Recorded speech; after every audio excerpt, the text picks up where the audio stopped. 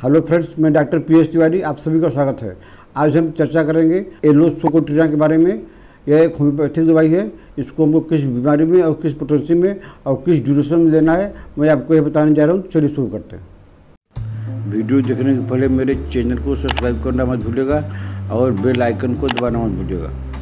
दोस्तों, एलोसोकोट्रिना का पेशेंट जो है वो मानसिक परिश्रम करने से डरता है। निठल्लू जैसा बैठा रहेगा, मानसिक परिश्रम करना होगा तो उसका जो है उसका भार बढ़ जाएगा और जो है इरिटेबल रहता है, क्रोधी रहता है। तो ऐसा पेशेंट जो है, ऐसे पेशेंट को जो है कॉन्स्टिट्यूशन समझकर अगर जो है मानसिक परिश्रम नहीं करना चाहे तो उसको जो है एलोसोकोट्रिना 30 पावर में 4 बूंद करके सुबह शाम लगातार कुछ दिन दे दीजिए। पेशेंट का जो मानसिक अवस्था है, मानसिक परिश्रम करने से डरता है, वो मानसिक काम, मेंटल काम करने लगेगा, उसका डर खत्म हो जाएगा। दोस्तों, उसका अगला सिम्टम है कि ठंड का मौसम आते ही आपकी जो है स्किन की प्रॉब्लम बढ़ जाती है। तो स्किन की प्रॉब्लम चाहे सोराइसिस, चाहे एक्जिमा का हो, चाहे डर्मेटाइटिस का हो और चाहे स्किन कोई प्रॉब्लम हो, अगर वो ठंडी में बढ़ जाता है तो आप उसको जो है एलो30 4 बूंद करके सुबह शाम लगातार जो है कम से कम 1 महीना दे दीजिए, पेशेंट को आराम हो जाएगा। दोस्तों, उसका अगला सिम्टम है आप खाना खा रहे हैं और खाना खाने के संग संग आपको पैखाना के लिए दौड़ना पड़ता है। ऐसा बहुत केस देखे हैं कि कुछ आदमी जो है खाना खाने के बाद में 10 मिनट 15 मिनट बाद में मोशन करने जाते हैं। उनकी ये हैबिट खराब है, लेकिन वो अपने हैबिट से परेशान है। तो इसमें क्या होता है कि आप खाना खा लिए, खाना खाने के संग संग आपको दौड़ लगाना पड़ता है इस मोशन जाने के लिए। तो ऐसा सिम्टम अगर मिलता है खाने के बाद में, ऐसे केस में आपको 30 नहीं देना है, खाली इसी केस में आपको 200 देना है। इस तरह के डायरिया केस में 200 4 बूंद करके दिन में 2 बार 3 बार जैसा पोजीशन वैसा दीजिए और बाकी हर प्रॉब्लम में आपको 30 ही देना है, 200 नहीं देना है। दोस्तों, उसका अगला सिम्टम है, बहुत ही यूनिक सिम्टम है। हर किसी को नहीं होता है, लेकिन फिर भी 40-50% पेशेंट को होता है कि उनकी जब हवा खुलती है तो हवा खुलती है तो उसके साथ में स्टूल भी आ जाता है। वो विदाउट नोटिस, उनको पता नहीं चलता है। जब स्टूल हो जाता है तब उनको मालूम पड़ता है। जो मसल्स होती है आंत की, रेक्टम की, वो सब कमजोरी के कारण ऐसा होता है। तो ऐसे केस में आप जो है एलो30 4 बूंद करके दिन में 3 बार लगातार जो है कम से कम 15 दिन दीजिए, आपकी ये समस्या हमेशा के लिए ठीक हो जाएगी। दोस्तों, उसका अगला सिम्टम जो है डाइजेशन पर है, डाइजेस्टिव सिस्टम पर है। इसमें क्या होता है कि पैखाना होने के पहले जो है पेट जो है गुड़गुड़ करता है, पेट में आवाज़ आती है। आवाज़ इस तरह आती है जैसे बिजली चमकती है, उस तरह की पेट में आवाज़ आती है। और पैखाना होने के बाद में आपको कमजोरी लगती है और कमजोरी इतनी लगती है कि आपको जो है कभी कभी पेशेंट बेहोश भी होता है। तो ऐसे सिम्टम में आप जो है एलो जो है 200 4 बूंद सुबह शाम करके दीजिए, पेशेंट को आराम हो जाएगा। दोस्तों, इसका अगला सिम्टम है पाइल्स पर। पाइल्स में क्या होता है कि पाइल्स में जो है अंगूर के गुच्छे के समान जो है मस्से निकल आते हैं, जो कि आपको पैखाना करने के समय बाहर निकल आते हैं गुच्छे और फिर अपने आप चले जाते हैं। उसमें दर्द होता है, धोने में तकलीफ होती है। तो इस तरह के पाइल्स में आपको जो है एलो30 पावर में 4 बूंद सुबह शाम कम से कम जो है 15 दिन तक दे दीजिए, पेशेंट को काफ़ी आराम हो जाएगा। उसके बाद में फिर आप अपना कॉन्टेक्ट करते रहिए किसी से। दोस्तों, उसका अगला सिम्टम यह है कि रेक्टम में खुजली होती है। तो ड्यू टू वार्म से भी खुजली हो सकती है, लेकिन पाइल्स में भी जो है रेक्टम में खुजली होती है और तेज जलन होती है, एरिटेनिया की तरह। तो ऐसे पेशेंट को आप जो है एलो30 सुबह शाम लगातार कुछ दिन दीजिए, पाइल्स की प्रॉब्लम ठीक हो जाएगी, रेक्टम की खुजली ठीक हो जाएगी और जलन भी ठीक हो जाएगी। दोस्तों, उसका अगला सिम्टम है एलो जो है असल में क्या है, डाइजेस्टिव सिस्टम पर ज़्यादा काम करती है। तो दोस्तों, इसका अगला सिम्टम है कि अगर आप पेशाब करने गए हैं तो आप पेशाब करते हैं तो बहुत सावधानी से करते हैं, क्योंकि पेशाब करने के लिए थोड़ा स्ट्रेन लगाना पड़ता है। तो आपको ये डर लगा रहता है कि हम पेशाब कर रहे हैं, कहीं स्टूल नहीं निकल जाए। तो ऐसा सिम्टम जो है कभी कभी पेशेंट के मूड में आ जाता है। एक तो जब गैस के साथ में स्टूल निकलेगा तो अलग बात है, लेकिन पेशाब करने के समय भी रोगी को अलर्ट होना पड़ता है कि कहीं जो है प्रेशर करेंगे तो स्टूल निकल जाएगा। तो ऐसे केस में ऐसे पेशेंट को एलो30 4 बूंद सुबह शाम लगातार दीजिए जब तक पेशेंट को आराम नहीं होता। दोस्तों, इसका अगला सिम्टम है कि इसका रोगी मल को 1 मिनट के लिए भी रोक नहीं सकता है। अगर जो उसको जगह नहीं मिला है तो उसको कपड़े पे हो जाएगा, क्योंकि जो है मसल्स कमज़ोर रहती है। 1 मिनट भी ये स्टूल नहीं रोक सकता। एक नॉर्मल आदमी अगर चाहे तो स्टूल 15 मिनट 20 मिनट तक रोक सकता है, अगर उसको कहीं जगह नहीं मिली, बाहर गया है। लेकिन इसका पेशेंट जो है 1 मिनट भी स्टूल का वेग नहीं रोक सकता। तो ऐसे पेशेंट को आप जो है एलो30 4 बूंद सुबह शाम, पेशेंट का जो यह सिम्टम जो है, ये प्रॉब्लम जो है हमेशा के लिए ठीक हो जाएगा।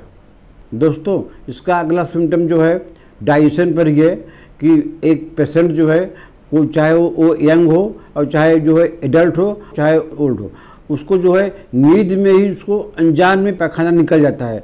जब वो उठता है उसको बड़ा ग्लानि होती है क्योंकि उसको खुद नहीं मालूम है। जिस तरह से सिकल कार में ओल्ड मैन को अपने आप पेशाब निकल जाता है, तो उसी तरह से एलो पेशेंट को नींद में ही स्टूल निकल जाता है।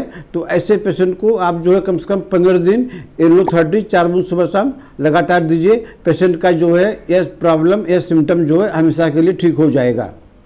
दोस्तों, इसका अगला सिम्टम जो है डाइजेस्टिव सिस्टम पर है। इसमें क्या होता है कि एब्डोमेन जो है फूला रहता है। कभी आप सुनते होंगे कोई आदमी बोलता है कि आज पूरा पेट भर गया है, आज नहीं खाएंगे। तो अगर जो पेट भरा लगता है, हैवी रहता है, हॉट रहता है, गर्म रहता है, तो एब्डोमेन का ऐसा सिम्टम अगर रहे तो आप जो है एलो 30 4 बूंद सुबह शाम, अगर जरूरत पड़े तो 3 बार भी दे सकते हैं क्योंकि पेट की प्रॉब्लम है। कम से कम 1 हफ्ता तक दे दीजिए, पेशेंट को आराम हो जाएगा। दोस्तों, इसका अगला सिम्टम फिर डाइजेशन पर है। तो आप पैखाना गए, आप पैखाना कर लिए, उसके बाद में जो है म्यूकस निकला और उसके साथ साथ में आपको रेक्टम में पेन भी हो रहा है। तो ऐसे केस में आप जो है एलो 30 जो है 4 बूंद सुबह शाम लगातार दे दीजिए, आराम हो जाएगा म्यूकस में और रेक्टम में जो दर्द हो रहा है वो भी ठीक हो जाएगा। याद रखिए, ये सिम्टम मर्ग साल में भी है। मर्ग साल में भी आंव निकलती है, म्यूकस निकलता है, लेकिन उसमें जो है इस तरह का रेक्टम में दर्द नहीं होता है। लेकिन इस केस में जो है आफ्टर स्टूल म्यूकस निकलेगा और रेक्टम में दर्द होगा। तो ऐसे केस में आप जो है एलो 30 4 बूंद सुबह शाम लगातार दे दीजिए, पेशेंट को आराम हो जाएगा। दोस्तों, इसका अगला सिम्टम है कि ओल्ड बियर ड्रिंकिंग। अगर कोई पेशेंट जो है बियर बहुत दिन से पी रहा है, उसको जो उसकी आदत पड़ गई है और उसको बीच में अगर डायरिया हो रहा है या कोई भी दिक्कत हो गई है, अगर उसका हिस्ट्री मिले कि ओल्ड बियर ड्रिंकिंग है, तो उसको आप आंख बंद करके एलो 30 4 बूंद करके दिन में 2 बार लगातार कुछ दिन दे दीजिए। पेशेंट का डायरिया ठीक हो जाएगा। पेशेंट का अगर वोमिटिंग हो रही है या कुछ भी हो रहा है, उसकी सारी प्रॉब्लम जो ठीक हो जाएगी।